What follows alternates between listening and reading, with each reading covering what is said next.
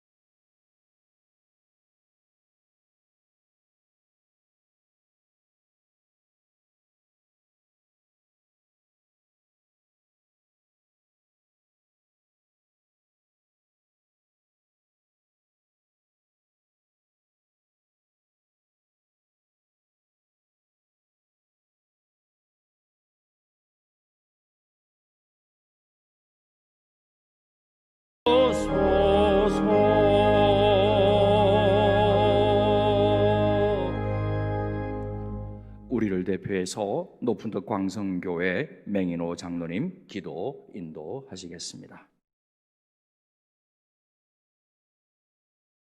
할렐루야. 여호와께 감사하라. 그는 선하시며 그 인자하심이 영원하미로다. 하나님, 코로나로 인해 함께 모여 예배도 마음껏 찬송과 기도도 드리지 못하는 참으로 엄중한 상황이지만, 그럼에도 주님은 감사와 찬송과 존귀와 능력과 영광을 받기에 합당하신 여호와 하나님이십니다.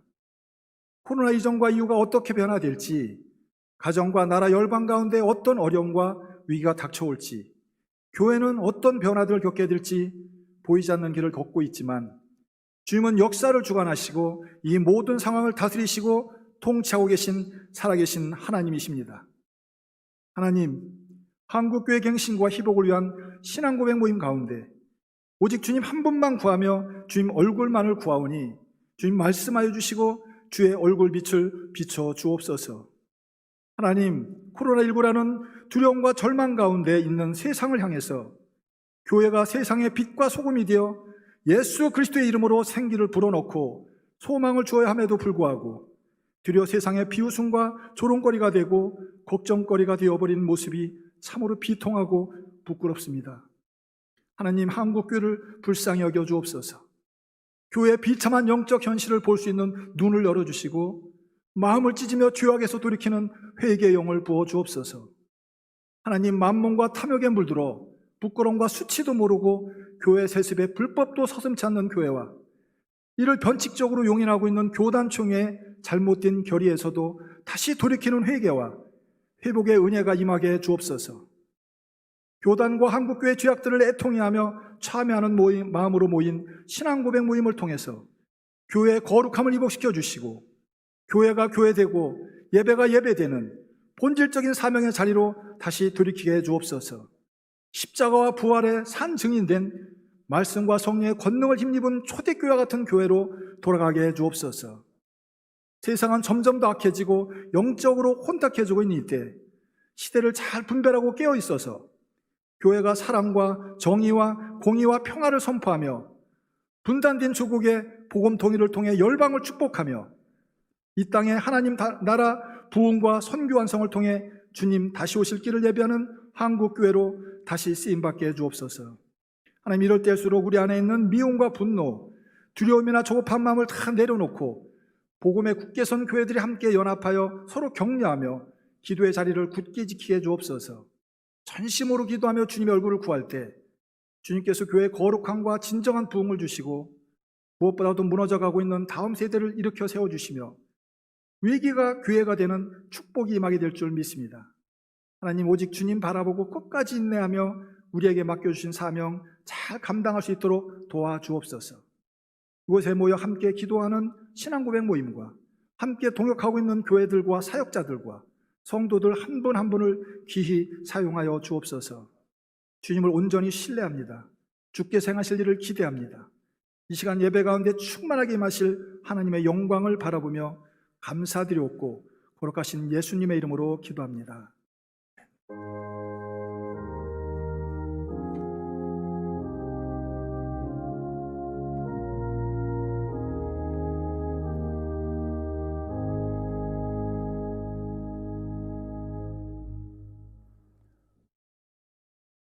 네, 오늘 우리에게 주시는 하나님 말씀을 연동교회 김주영 목사님께서 나오셔서 봉독해 올리겠습니다.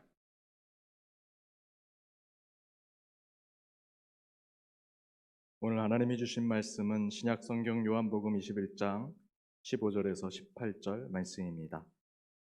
그들이 조반 먹은 후에 예수께서 시몬 베드로에게 이르시되 요한의 아들 시몬아, 내가 이 사람들보다 나를 더 사랑하느냐 하시니 이르되 주님, 그러하나이다. 내가 주님을 사랑하는 줄 주님께서 아시나이다. 이르시되 내 어린 양을 먹이라 하시고 또 두 번째 이르시되 요한의 아들 시몬아, 내가 나를 사랑하느냐 하시니 이르되 주님, 그러하나이다. 내가 주님을 사랑하는 줄 주님께서 아시나이다.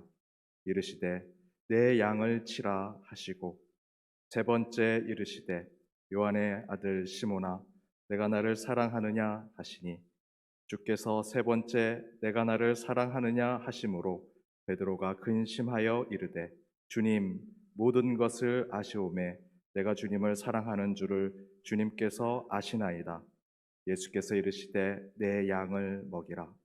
내가 진실로 진실로 내게 이르노니 내가 젊어서는 스스로 띠띠고 원하는 곳으로 다녔거니와 늙어서는 내 팔을 벌리리니 남이 내게 띠띠우고 원하지 아니하는 곳으로 데려가니라. 이는 하나님의 말씀입니다. 아멘.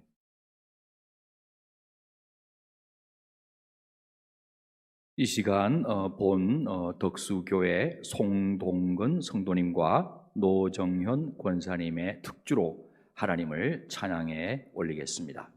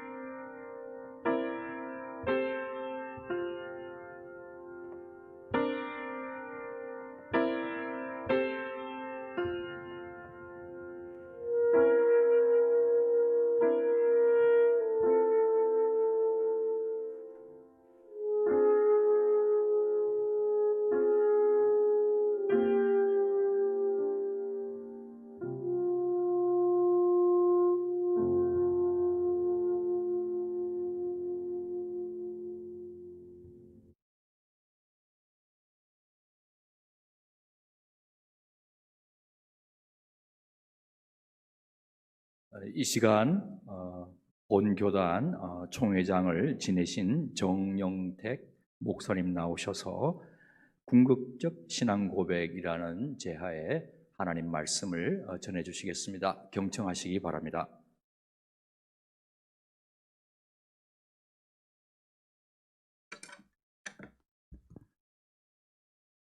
우리가 신앙생활하면서 많이 쓰는 말이 고백이라고 하는 말일 것입니다. 고백합시다. 고백하자. 주님의 이름으로 고백한다. 이렇게 말하고 있습니다. 고백이라는 게 그렇게 어려운 것이겠습니까? 다 잘 아는 얘기지만 컨페션이라고 얘기를 하는데, 컨페스, 고백하다 가서 하는 것은 함께, 그리고 모든 것을, 페스, 말하다 하는 것입니다. 함께 말하는 것입니다. 모든 것을 말하는 것입니다. 많은 고백들을 하면서 살아갑니다. 고백 없이 살아갈 수가 없죠. 그런데 우리들이 말하는 신앙 고백이라고 하는 것은 우리들에게 있어서 어떤 의미를 갖는 것일까? 그냥 단순한 의미만이 아니라 우리들의 삶 속에서 어떤 도전이 되는 것일까? 목회를 40년 이상 하고 은퇴를 했습니다. 저만이 아니라 모든 성도들을, 그리스도인이라고 하는 한 사람 한 사람들이 신앙을 고백하는데, 그 신앙 고백이 자기에게 어떤 의미를 주는가, 어떤 도전을 주는가, 그리고 삶의 가치를 만들어주고 있는가, 이런 데 대한 고민이 우리에게 있었는가, 이런 생각을 해봅니다. 제가 은퇴를 한 6개월 앞두고 나서 고민이 됐습니다. 그것은 무엇이냐면은, 내가 정말 잘 가르쳤을까? 제대로 가르쳤을까? 잘못 가르친 게 아닐까? 이런 생각을 했습니다. 그 중에서 제일 마음에 꺼리끼는 일이 하나 있었는데, 그게 뭐냐 하면은,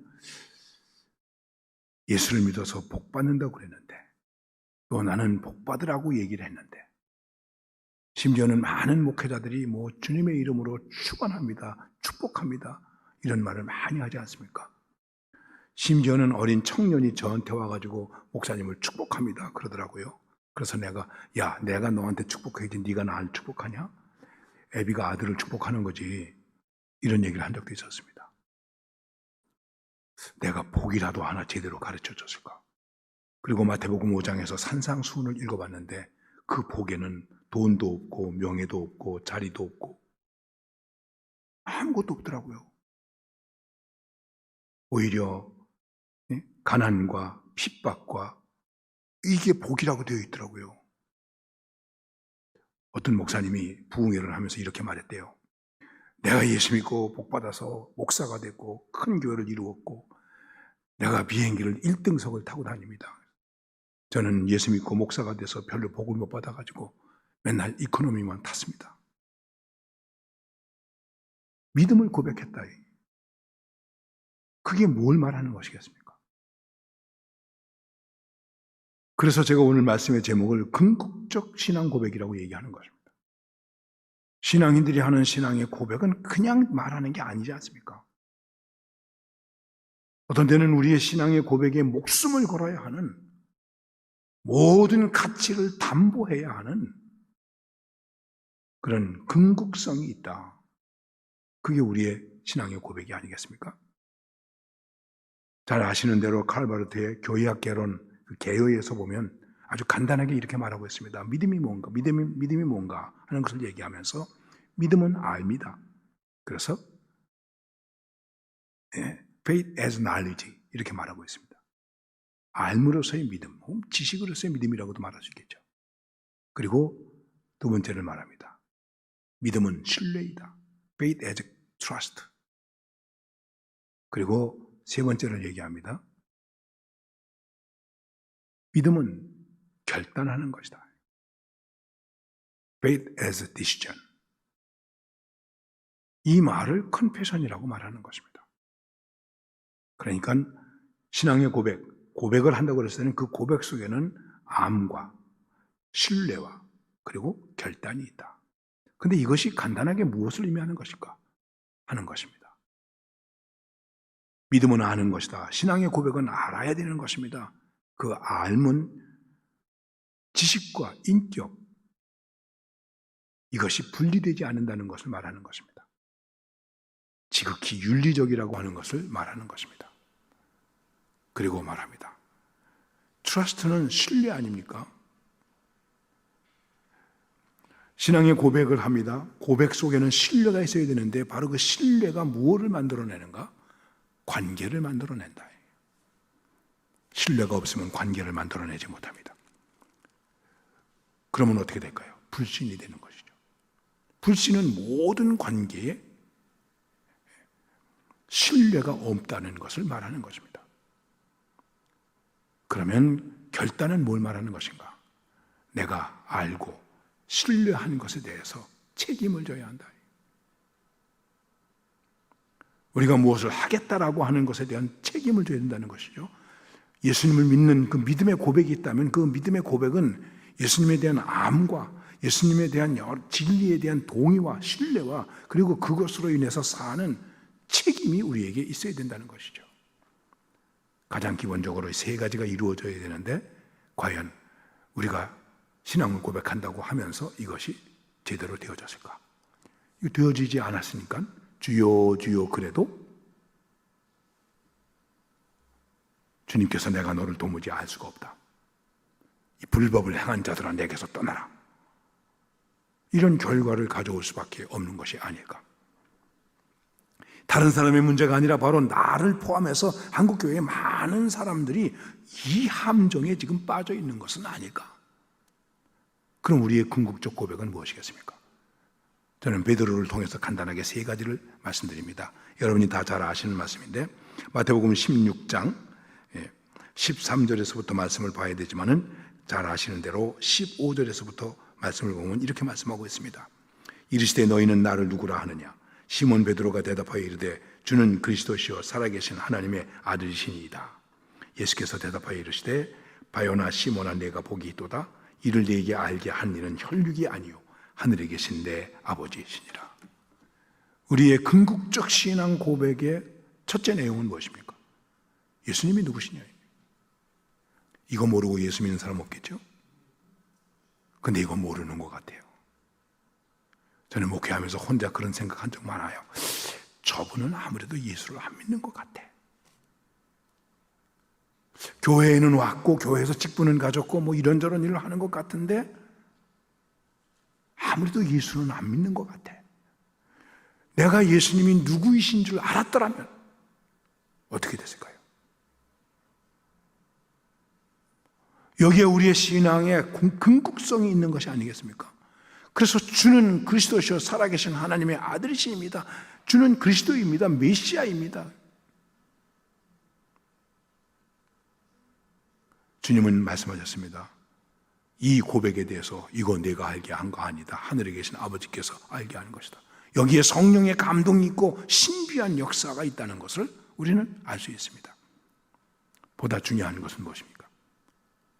베드로가 주님을 아는 것처럼 고백했습니다. 주는 그리스도시요 살아계신 하나님의 아들이시니이다. 그런데 이 말씀 계속 읽어보면 다 아시지 않습니까? 나 이제 십자가에 죽어야 돼. 안 됩니다.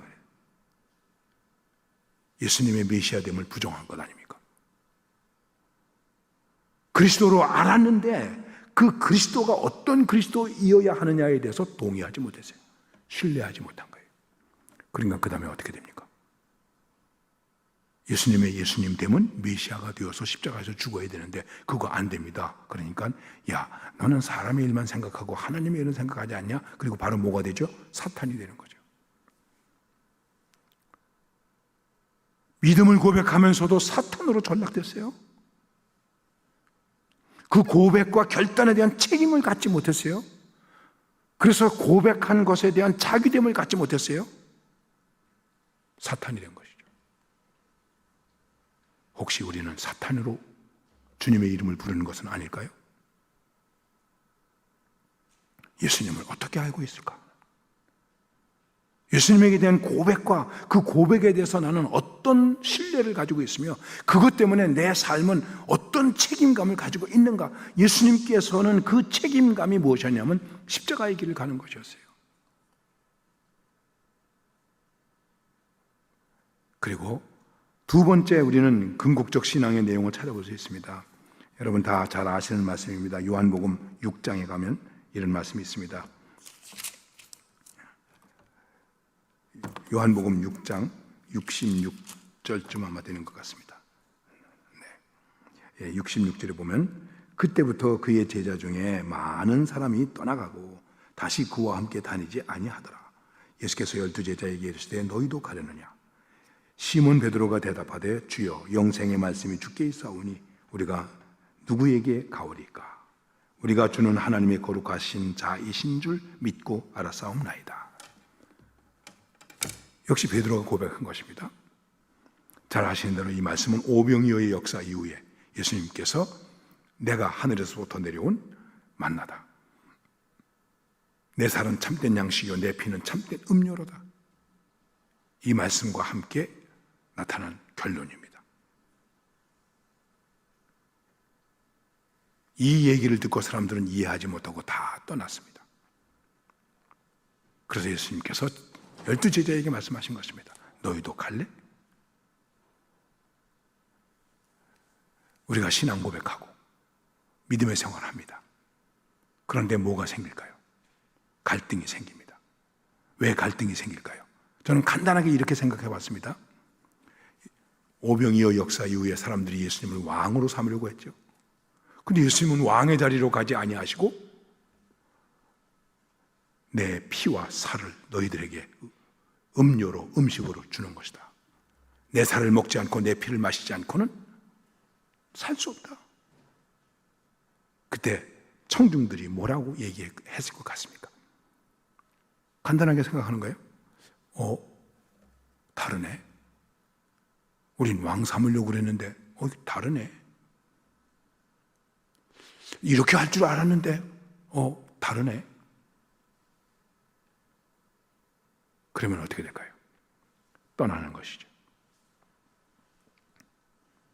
다시 말씀드린다면 우리가 사는 삶 속에서 우리 사회 속에서 얼마나 많은 다른 것이 있습니까? 다른 것 투성이 아닙니까?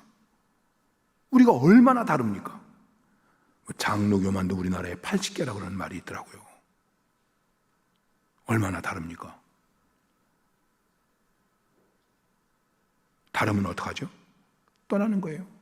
목사님 목회 방법이 나하고 다르다고 떠나는 거예요. 나는 이렇게 해서 우리 교회에서 떠난 사람도 봤어요. 저는 영상에 찬송가나 성경 구절이나 이런 걸 띄워본 적이 별로 띄우질 않은 사람입니다. 왜냐하면 성경 보고 내 찬송가 보면 됐지 왜 자꾸만 자막 띄우느냐 말이지. 저는 설교할 때도 제 얼굴 띄우지 않게 했습니다. 제 고집이라고 생각할 수도 있겠죠. 어떤 사람이 제게 말했습니다. 목사님, 왜 자막 안 띄웁니까? 찬송가 보면 되잖아. 그거 띄워주세요. 내 찬송가 봐. 나는 교인들의 손에서 찬송가 성경이 떠나는 거 보기 싫어. 그러니까 자기 찬송가 보고 성경 보면 되잖아. 근데 그 사람이 그 다음 주부터 교회 안 나왔어요. 자기하고 다르다고. 손 들고 찬양하라고 그러고 손 들면 찬양 잘하는 사람을 생각하고 손 안 들면 꼭 마귀처럼 생각하고. 여러분 우리 한국교회 예배를 놓고도 얼마나 다른 게 많습니까? 소리로 또 통성으로 기도하면 하나님이 귀가 납쓰였냐 그러죠. 또 조용히 기도하면 또 매갈이 없다 그러죠. 그것뿐입니까? 다 다르고 다른 예수를 믿는 거예요. 공산주의자는 공산주의의 예수를 믿어요. 민주주의자는 민주주의의 예수를 믿어요. 자유로운 사람은 자유로운 사람의 예수를 믿어요. 부자는 부자의 예수를 믿어요. 가난한 사람은 가난한 자의 예수를 믿어요. 큰 교회 목사님은 큰 교회 예수를 믿어요. 작은 교회 목사는 작은 교회 예수를 믿어요. 흑인은 흑인의 예수를 믿어요. 백인은 백인의 예수를 믿어요. 제가 아프리카를 여러 번 여행했는데 혼자 이런 생각했어요. 예수 믿는 백인들이 와서 얼마나 여기를 황폐하게 만들었나. 보네파가 죽은 감옥에도 갔었습니다. 놀라운 사실은 수많은 유대인들을 화장시키고 그들은 그 수용소 위에 있는 교회에 와서 예배를 드리고 있었습니다. 수많은 유대인들을 가스실에서 죽게 하고 집으로 돌아와서 자녀들과 함께 둘러앉아서 크리스마스 추리에 불을 붙이면서 고요한 밤 거룩한 밤을 부르는 모습이 있었습니다. 어떤 예수를 믿는 겁니까? 우리가 이것을 극복할 수 있을까요? 이것을 극복할 수 있는 분명한 고백이 우리에게 있는데도 불구하고 극복이 잘 안 되는 거예요. 그게 뭘까요? 베드로가 고백한 겁니다. 주여, 영생의 말씀이 있사오매, 주님께 영생하는 말씀이 계시오매 우리가 누구에게로 가겠습니까? 우리의 궁극적 신앙 고백의 두 번째는 영생의 말씀입니다. 여러분, 말씀입니까? 이데올로기입니까? 기독교가 이데올로기의 앞잡이입니까? 언젠가 우리 교단에서 한번 공과책에 문제가 생겼어요. 빨갱이식으로 썼다는 거예요. 그래가지고 그 당시 교육을 책임 맡은 사람을 총회에서 징계하게 됐습니다. 제가 그때 40대 초반에 아주 새파란 총대로서 손을 들고 말했어요. 이렇게 말했어요. 목사를 죽이려면 복음이냐 아니냐를 가지고 죽여야지, 이데올로기를 가지고 어떻게 목사를 죽입니까? 그랬더니 저 애송이 목사가 말이야, 알지도 못하고 저런다고. 물론 그때 그 목사님은 징계를 당했습니다. 여러분과 제가 죽임을 당한다면 이데올로기 때문에 죽어야 됩니까? 복음 때문에 죽어야 됩니까? 우리가 정말 말씀을 기준으로 해서 판단하고 있습니까? 나는 교인들에게 말했습니다. 적어도 여러분들이 하나님의 말씀을 듣고 하나님의 말씀을 깨닫고 제가 이걸 하는 겁니다. 오케이, 난 다 수용할 수 있습니다. 그런데 내 생각에는요, no. 저는 내 생각에는요, 우리는 내 생각에는요, 내 의견에는요, 주님의 말씀은 어디에 있는 겁니까? 주님의 말씀은 참고도 제대로 되지 않아. 저는 기독교 교육을 좀 공부한 사람인데 기독교 교육의 책임 영역 가운데 하나가 있는데 저는 이렇게 강력하게 얘기했습니다. 우리는 복음으로 이념 비판 교육을 했어야 되는데 이념 비판 교육을 제대로 하지 못했다. 오히려 이념이 우리를 공격하고 있습니다. 공격당하고 있습니다. 그리고 그 이념 앞에 무너지고 있습니다. 우리 교회에서 중학교, 고등학교까지 잘 가르쳐놨는데 졸업하고 대학 가서 다 이념 앞에 쓰러지는 거예요. 복음 앞에 쓰러지는 것이 아니라. 그래서 주사파도 되고 못도 되고 이렇게 되는 거예요. 영생의 말씀이. 우리는 말씀의 종교라고 얘기하지 않습니까? 말씀의 신학을 말하지 않습니까?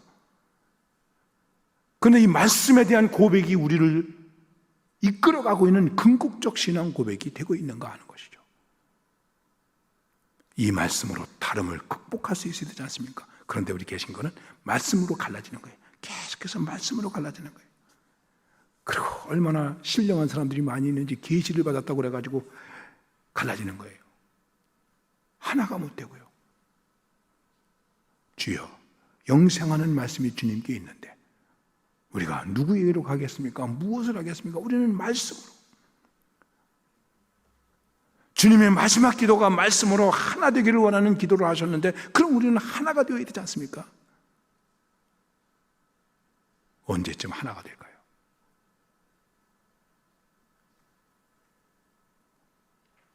우리의 궁극적 신앙 고백의 컨텐츠인, 가장 중요한 컨텐츠인 말씀, 우리는 여기에 대한 책임을 져야 됩니다. 그리고 세 번째 신앙 고백을 보게 됩니다. 그것이 바로 오늘 여러분과 함께 읽은 말씀이고 또 우리 목사님들은 많이 여러 번 설교하신 말씀입니다. 간단한 말씀입니다. 예수님께서 베드로에게 내가 나를 사랑하느냐? 베드로는 나는 주님을 사랑합니다. 뭐 간단한 것 아닙니까? 왜 이렇게 되었을까요? 베드로는 나름대로 궁극적 신앙 고백을 한 사람입니다. 주는 그리스도시요 살아계신 하나님의 아들이십니다. 영생의 말씀이 주님께 있습니다. 주님의 말씀은 영생의 말씀입니다. 주님은 영생의 말씀입니다. 그런데 어떻게 됐습니까? 그는 배신자가 되었습니다. 주님을 부인한 자가 되어버리고 말았습니다. 그리고 그는 주님 앞에 세 번째 궁극적 고백을 하는 입장에 서게 되었습니다. 그것이 무엇입니까? 주님을 사랑합니다 하는 것입니다. 여러분, 이게 뭐겠습니까? 베드로가 내가 주님을 사랑하나이다. 예. 그것이 궁극적으로 어떤 도전을 베드로에게 주는 것입니까? 그리고 어떤 도전을 베드로는 갖게 된 것일까요? 이것이 중요한 것이죠. 이거는 아느냐 모르느냐의 문제가 아닙니다. 주는 그리스도에서 살아계신 하나님의 아들이시니다를 얘기하는 것이 아닙니다.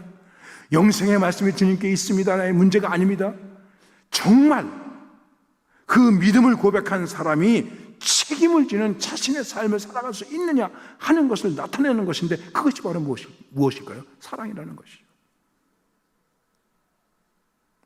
과연 내가 주님을 사랑합니다 하는 이 사랑, 이게 어떤 궁극적 의미를 주는 것이겠습니까? 우리는 이것을 깊이 묵상해야 됩니다. 저는 이렇게 생각했습니다.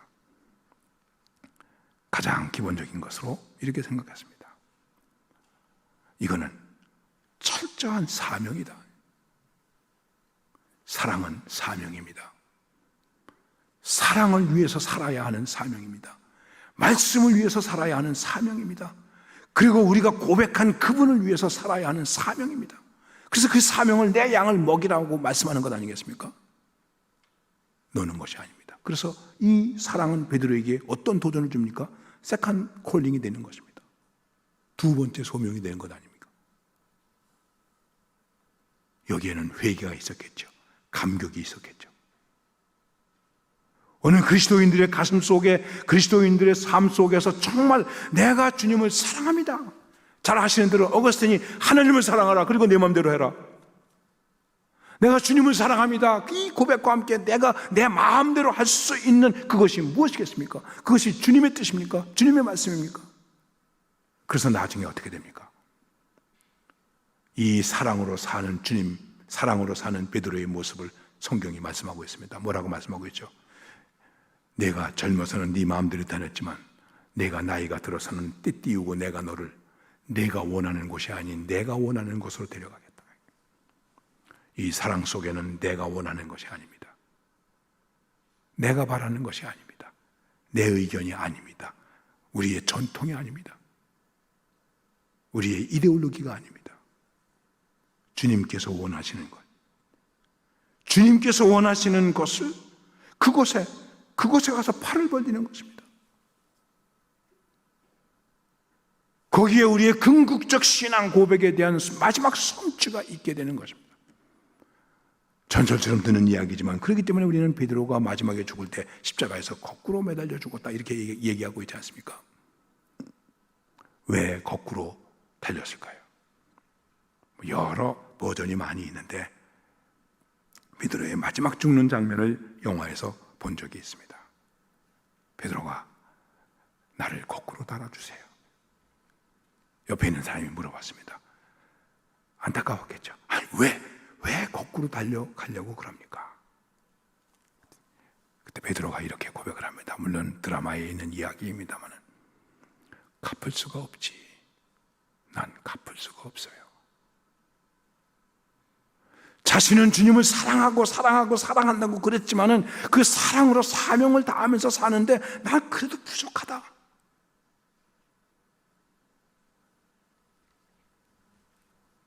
거기에 궁극적 신앙 고백의 결과와 가치가 있는 것이죠. 그리고 그것이 무엇이 되겠습니까? 능력이 되는 것이죠. 그럼 그것을 위한 마지막 기도가 무엇입니까? 주님의 나의 원대로 마옵시고 아버지의 원대로 하옵소서 하는 것 아니겠습니까?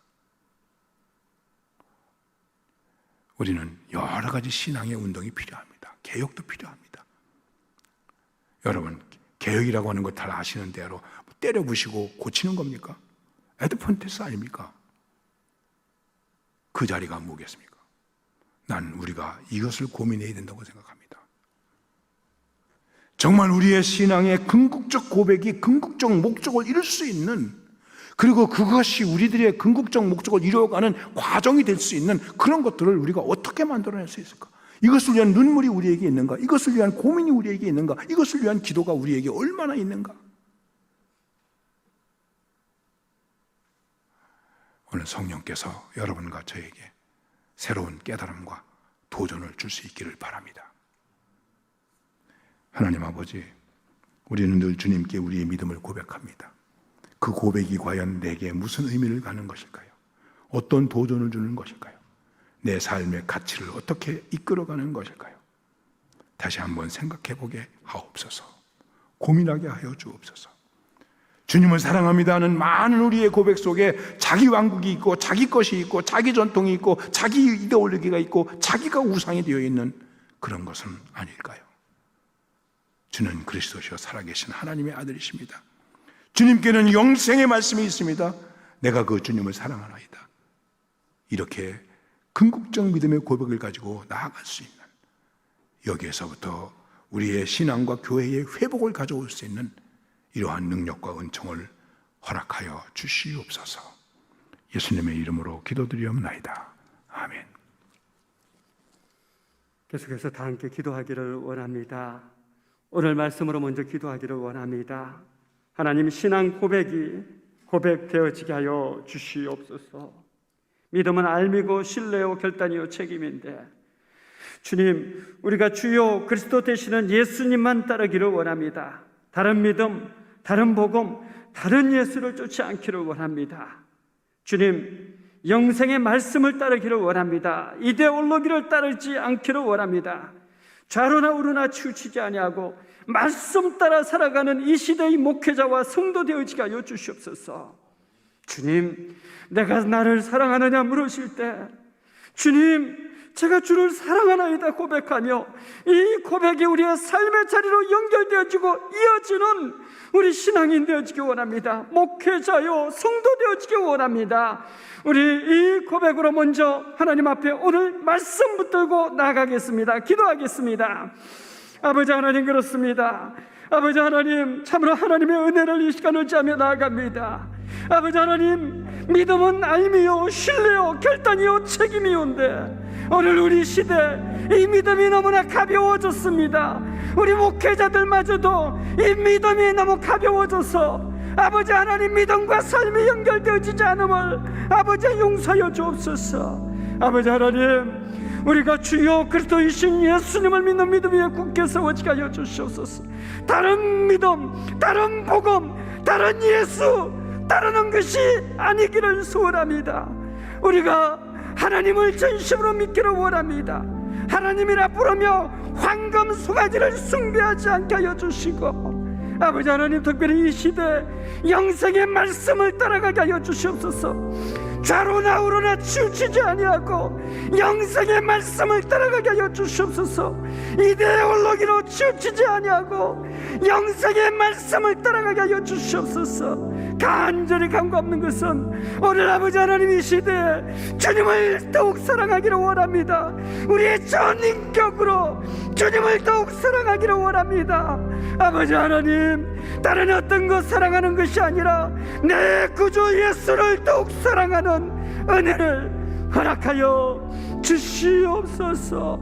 아버지 하나님, 예수님의 이름으로 기도하옵나이다. 또 기도하겠습니다. 우리는 성전 정화가 필요합니다. 종교개혁 정신으로도 교회들이 돌아가야 되겠습니다. 교회에 모인 우리 모든 목회자나 성도들이 오직 믿음, 오직 은혜, 오직 성경, 오직 그리스도, 오직 하나님의 영광을 추구해야 되겠습니다. 주여, 우리가 프로테스탄트, 이 종교개혁의 정신에서 떠나지 않는 목회자와 성도 되어지게 하여 주시옵소서. 개혁과 갱신이 결코 멈춰주지 않는 본질이 살아 숨쉬는 교회 되어지게 하여 주시옵소서. 우리 성전 정화를 위해서, 한국 교회를 위해서, 우리 통합교단을 위해서, 우리가 섬기는 교회를 위해서 함께 하나님 앞에 기도 올려드립니다. 기도하겠습니다. 아버지 하나님, 그렇습니다. 아버지 하나님, 예수님께서 참으로 아버지 하나님 성전에 오셔서 기도하는 만민의 기도하는 집을 강도의 소굴로 만드신 그곳을 아버지 하나님 상을 둘러보시며 모든 것을 내쫓으신 그 주님의 거룩한 분노를 이 시간 바라보게 하여 주옵소서. 아버지 하나님, 우리가 종교개혁 정신으로 아버지 다시 돌아가기를 원합니다. 교회가 강도의 소굴이 아니라 만민이 기도하는 집으로 회복되어지기를 소원합니다. 아버지 하나님, 간절히 기도하는 것 오직 믿음, 오직 은혜, 오직 성경, 오직 그리스도, 오직 하나님의 영광을 추구하는 이 시대의 교회들 되어지게 하여 주시고, 아버지 하나님, 우리 통합교단 되어지게 하여 주시고, 우리 모든 목회자와 성도들 되어지게 하여 주시옵소서. 끊임없이 하나님의 말씀을 기준으로 개혁되고 갱신되어지는 우리 교회들 되어질 수 있도록 주여 은혜를 주시옵소서. 불쌍히 여겨 주시옵소서. 예수님의 이름으로 기도하옵나이다. 계속해서 기도합니다. 우리 한국교회 무너짐이 심합니다. 작년 한 해 동안 47,000명이 떠났습니다. 지난 4년 동안 어마어마한 20만 명이 넘는 성도들이 우리 통합교단에서만 떠났습니다. 주님, 돈 문제, 성 문제, 세습 문제로 무너져가는 한국교회를 불쌍히 여겨 주시옵소서. 하나님, 이러한 지도자들의 잘못으로 상처받고 떠나는 성도들, 아버지 하나님, 그들을 긍휼히 여겨주시고, 아버지 하나님, 목회자들이 하나님 앞에 세워지게 하여 주시옵소서. 코람데오를 말로만 하는 것이 아니라 삶으로 하나님 앞에 살아갈 수 있는 거룩한 은혜를 주시옵소서. 우리 한국교회가 바로 세워지도록, 한국교회의 무너짐이 다시 하나님 앞에 회개를 통해서 회복되어질 수 있도록 하나님 앞에 기도 올려드리겠습니다. 함께 기도하겠습니다. 아버지 하나님, 그렇습니다. 한국교회를 불쌍히 여겨 주시옵소서. 우리 아버지 하나님, 교회들을 긍휼히 여겨 주시옵소서. 한국교회가 끊임없이 끝없는 추락을 이어갑니다. 돈 문제, 성 문제, 권력 문제, 세습 문제, 여러 지도자들의 문제로 말미암아 무너져 내리는 이 한국교회를 아버지 하나님 긍휼히 여겨주시고 불쌍히 여겨주시옵소서. 우리 지도자들이 하나님 앞에 회개하기를 소원합니다. 우리의 죄입니다. 우리 지도자들이 제대로 서 있지 못하기에 성도들이 방황합니다. 아버지 하나님, 우리 지도자들이 하나님 앞에 깨어나게 하여 주시고, 우리 지도자들이 하나님 앞에 서서 살아갈 수 있도록 아버지 하나님 은혜와 긍휼을 베풀어 주시옵소서. 아버지 하나님, 우리 믿음의 선배들이 늘 말했듯이 아버지 하나님, 돈 문제, 성 문제, 명예 문제에 대해서 일절 깨끗함을 지닐 수 있도록 은혜 베풀어 주시고, 아버지 하나님, 참으로 이 시대 무너져 내리는 교회를 부둥켜 안고 어찌하든지 그렇지 몸된 교회를 세우기 위해서 몸부림치는 중심의 신앙 고백이 우리 중심에서 아버지 하나님 불부터 오르게 하여 주시옵소서. 예수님의 이름으로 기도하옵나이다. 마지막으로 한 번만 더 기도하기 원합니다. 마지막으로 기도하기 원하는 것은 우리 교단의 총회와 총대들을 위해서 기도합니다. 주여, 헌법의 정신과 본질에 충실한 우리 총회, 총대 되어지게 하여 주시옵소서. 사랑과 공의를 붙드는 우리 총회와 총대 되어지게 하여 주시옵소서. 하나님 앞에 부끄러움 없는 양심을 지니고 선택하고 결정하고 책임질 수 있는 신앙 고백 위에 바로 서 있는 우리 총회와 총대 되어지게 하여 주시옵소서. 우리 마지막으로 한 번 더 주님 앞에 기도 올려드립니다. 기도하겠습니다. 아버지 하나님, 그렇습니다. 아버지 하나님, 이 시간 주님의 은혜를 구합니다. 주님의 긍휼을 구합니다. 주님의 사랑을 구합니다. 아버지 하나님, 우리가 죄인입니다. 아버지 하나님, 우리를 용서하여 주시옵소서. 아버지 하나님, 이 시대에 아버지 지도자들이 바로 세워져야 되겠습니다.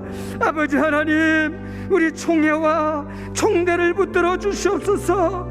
우리 총회와 총대가 하나님 앞에 두렵고 떨림으로 서게 하여 주시옵소서. 모든 선택과 결정을 하나님의 선하시고 기뻐하시고 온전하신 뜻을 따라 할 수 있도록 도와주시고, 아버지 하나님, 특별히 우리 교단의 헌법을 존중하며 헌법의 정신과 본질에 충실한 선택과 결정을 할 수 있도록 아버지 하나님 은혜와 긍휼을 부어 주시옵소서. 살아계신 아버지 하나님, 다시금 올려드립니다. 아버지 하나님, 주요 그리스도이신 예수님을 따르고 다른 믿음, 다른 복음, 다른 예수를 따르지 않게 하여 주옵소서. 영생의 말씀을 따르고 이대 올로기를 좌로나 우로나 치우쳐 따르지 않게 하여 주시옵소서. 우리가 이전보다 더욱 주님을 사랑하게 하여 주시고 내 구주 예수를 더욱 사랑하게 하여 주시옵소서. 다른 어떤 것이 아니라 우리 주님을 사랑하게 하여 주시옵소서. 아버지 하나님, 어느 때인가 우리가 프로테스탄트 개신교지만 개신교 정신을 놓쳤습니다. 오직 믿음, 오직 은혜, 오직 성경, 오직 그리스도, 오직 하나님의 영광을 추구하며 끊임없이 개혁과 갱신되는 교회 되어지게 하여 주시옵소서. 돈과 성과 명예와 권력과 세습으로 무너져 내리는 한국교회를 불쌍히 여겨 주시옵소서. 하나님 앞에 하나님 두렵고 떨림으로 서게 하여 주시옵소서. 특별히 총회와 총대를 기억하여 주옵소서. 아버지, 하나님 앞에서는, 하나님의 최후 심판대 앞에서는 그 날을 의식하면서 모든 선택과 결정을 하나님의 선하시고 기뻐하시고 온전하신 뜻을 따라하게 하여 주시고, 교단의 헌법의 정신과 본질에 충실한 선택과 결정을 하게 하여 주시고, 사랑과 공의를 따라 선택하고 결정할 수 있도록 주여 지도자들에게 지혜와 명철과 하나님을 경외하는 마음을 더하여 주옵소서. 예수님의 이름으로 기도하옵나이다. 아멘.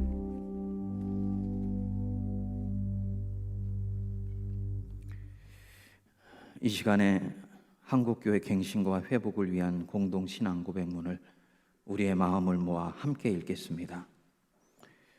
우리는 오직 예수 그리스도만이 교회의 주인이시며 왕되심을 믿습니다.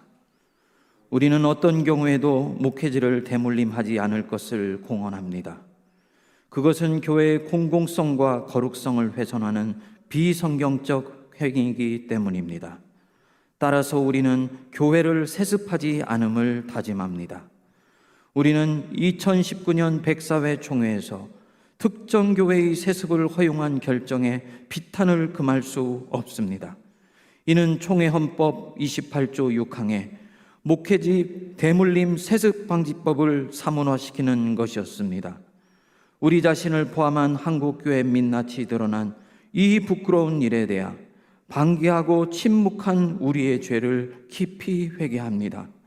우리는 이 사건을 통해 성삼일체 하나님께서 당신을 주님으로 따르는 자들로 하여금 백사회 총회의 결정을 바로잡는 것은 물론 한국교회의 갱신과 회복을 위한 새로운 영적 순례에 나서라는 거룩한 부르심의 길을 따라가기로 결단합니다.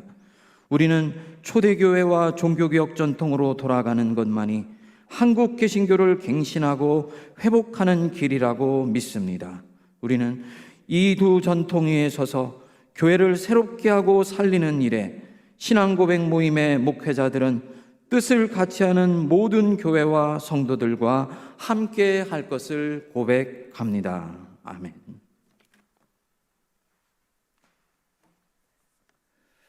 네, 이 시간에는 결단의 찬양을 드리겠습니다. 선한 능력으로 우리 독일의 보네프 목사님께서 옥중에서 작사를 한 곡입니다.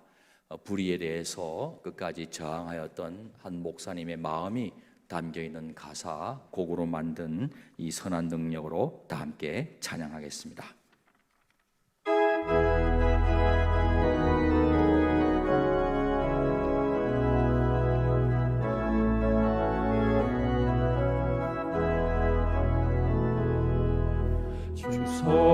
선한 능력으로 안으시네. 그 크신 발로 날 붙드시네. 절망 속에도 흔들리지 않고 사랑하는 주 얼굴 구하리. 선한 능력으로 일어서리. 주만을 지하리. 믿음으로 우리 고대 안에 주 오실 그날 영광의 새날을 맞이하리.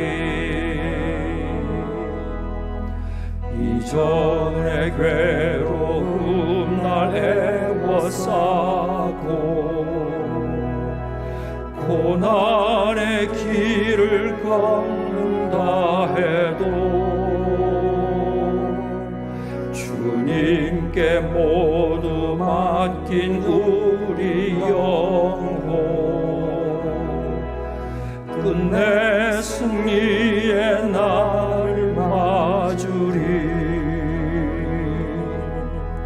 선한 능력으로 일어서리. 주만 의지하리. 믿음으로 우리 고대 안에 주 오실 그날 영광의 새날을 맞이하리.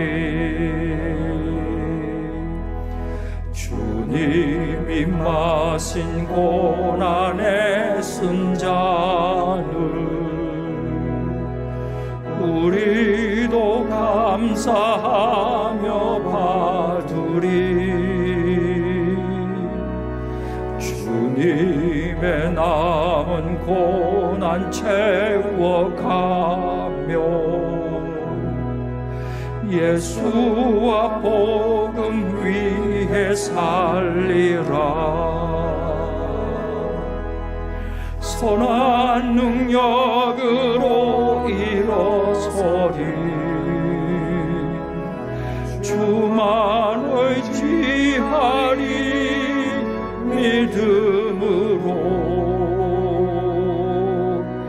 우리 고대 안에 주 오실 그날 승리의 새날을 맞이하리.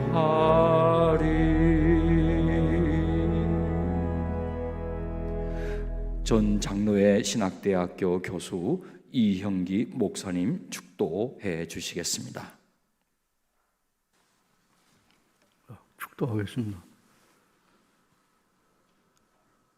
죄 많고 문제 많은 이 세상 한복판에 오셔서 험한 십자가에 달려 죽으시고 부활하신 우리 구세주 예수 그리스도의 은혜와 이 땅 위에 세상을 이처럼 사랑하사 독생자 예수 그리스도를 보내주신 하나님 아버지의 크신 사랑과 성령의 교제하심과 인도하심이 오늘 코로나 상황에서 또 이념으로 인해서 여러 가지로 혼탁한 우리 한국 사회 이 상황 속에서 또 명성교회 세수의 문제를 앞에 놓고 이제 우리의 신앙의 궁극적인 그 정체성을 확인하고 또 우리가 나가야 될 신앙 고백을 통해서 우리가 어떻게 교회 개혁을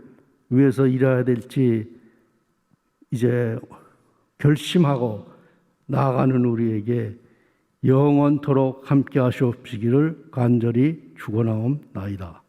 아멘.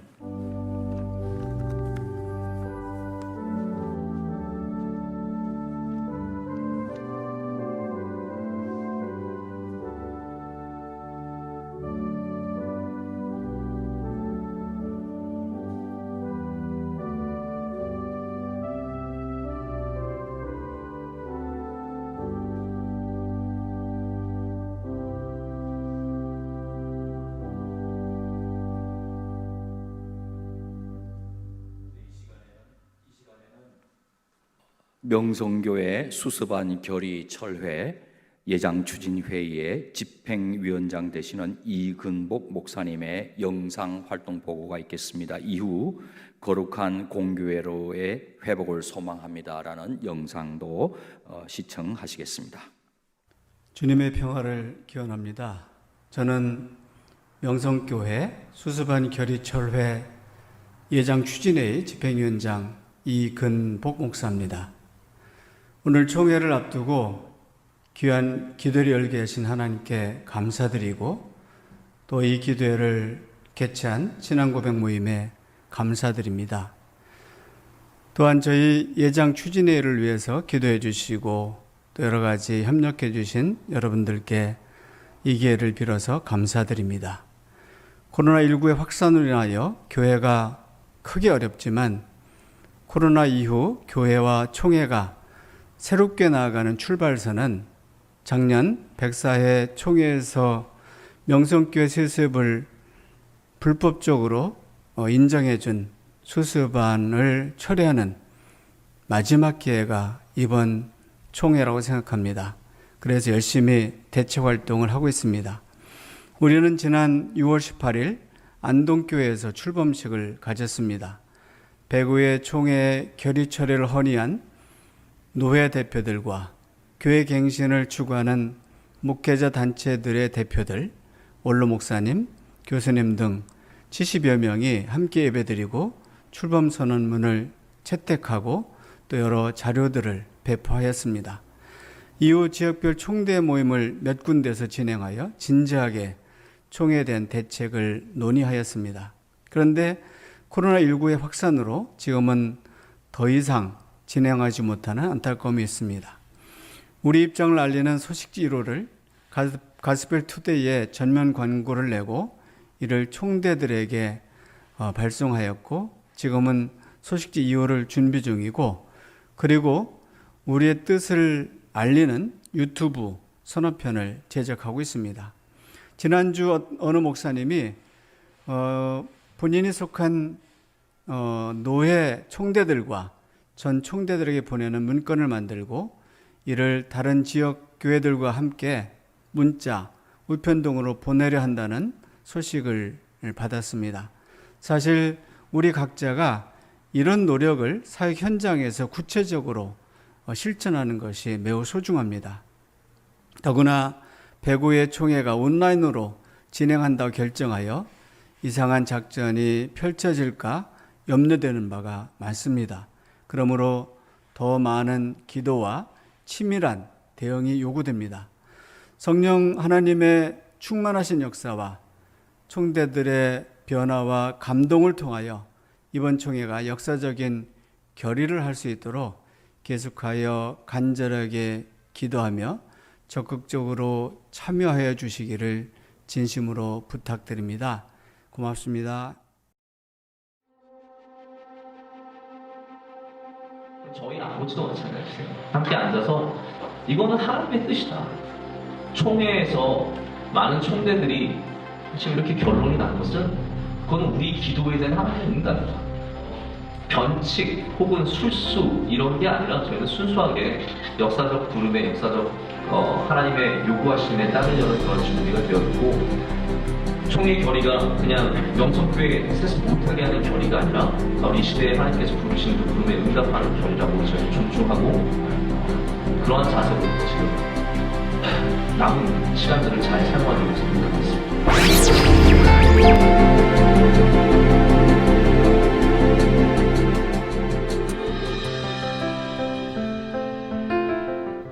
아버지 김사만 목사에서 아들 김하나 목사에게 대형교회 담임의 자리를 이양한 서울 명성교회. 어디를 다녀봐도 명성교회 이상 좋은 교회는 없다. 할렐루야. 이 아름다운 교회, 이 교회는 선인 것입니다. 그래 우리는 세습이야. 왜? 보조라고.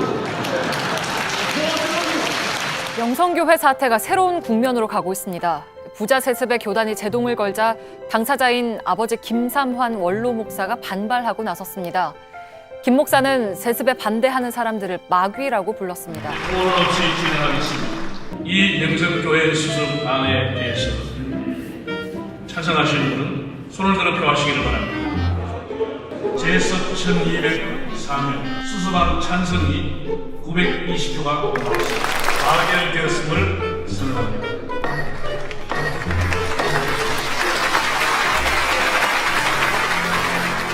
전도의 문이 막히고 선교회장이 좁아지게 되며 교회를 스스로 분리집단으로 만들어버려서 하나님의 영광을 가리게 된다는 것입니다.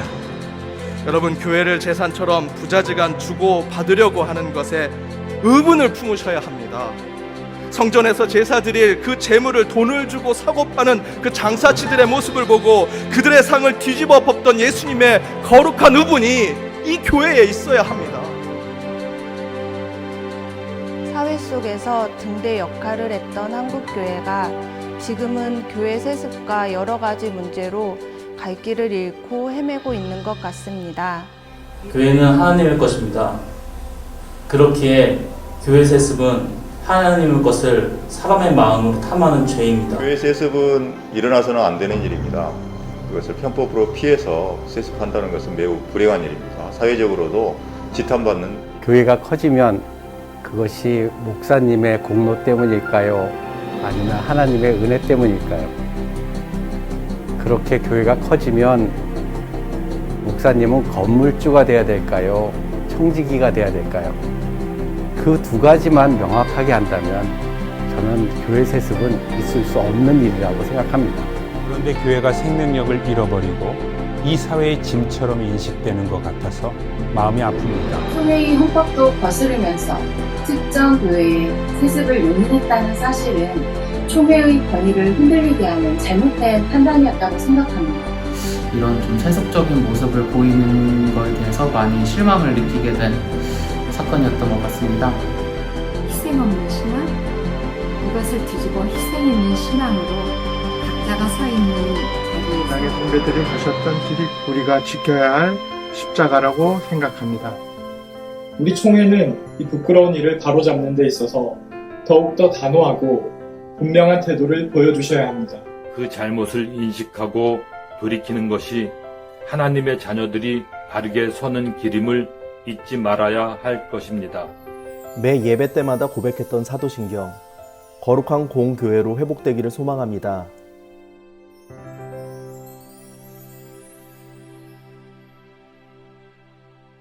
두 가지 소식 전하겠습니다. 먼저 9월 21일 총회를 위해서 기도해 주시면 감사하겠습니다. 하나님께서 임하셔서 주의 뜻을 펼쳐주시고 그 자리에 참석한 모든 총대들이 주의 뜻을 거역하지 말고 순종하는 그 가운데 내리는 결정이 될 수 있도록 이 자리에 함께하고 계시는 모든 분들 기도해 주시면 감사하겠습니다. 두 번째로 한국 교회와 기독교 역사에 명성교회의 이 세습의 불법 역사를 기록으로 남기고자 합니다. 백서를 준비 중에 있습니다.